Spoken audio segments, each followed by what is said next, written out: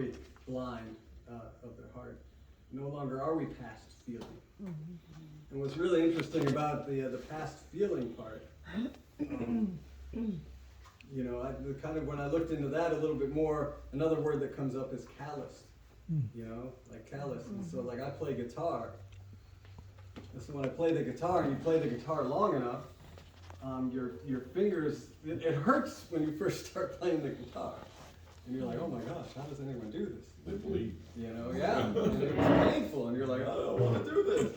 But the more you play it, the more you press the strings against the fretboard and make music, then your fingers start to build up that callousness, right? You actually, now I can play and really don't feel it because my fingers have built up to that. And so it's kind of, what's really cool about that, I had that kind of illustration in my mind yesterday morning when I was reading through this again, and then it came up at Doxa Church, the worship leader, the guitarist Tyson, who some of you met when we were at Street Church.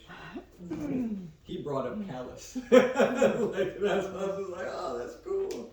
Like, I love it when the Holy Spirit does that kind of thing, you know. And he was talking about it in terms of a good way, though. Like, you know, we can also build ourselves up in, like, making music and guitar.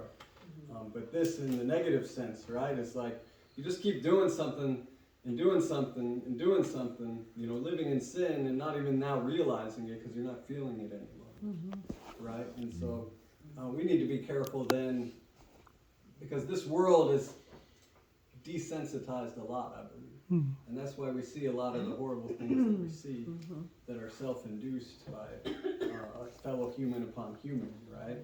As, you know, you see those horrible things that, like what happened to the young girl who got bullied in high school, right? And then she ended up committing suicide, right? And it's these children that are beating up on her and putting videos out about her and everything. And it's like, we just kind of lose that appreciation that, hey, this is a human being, right? And so I always try to draw myself back to that standpoint whenever I'm around anybody, you know, who maybe, you know, the old George Hansen would not want to be around necessarily.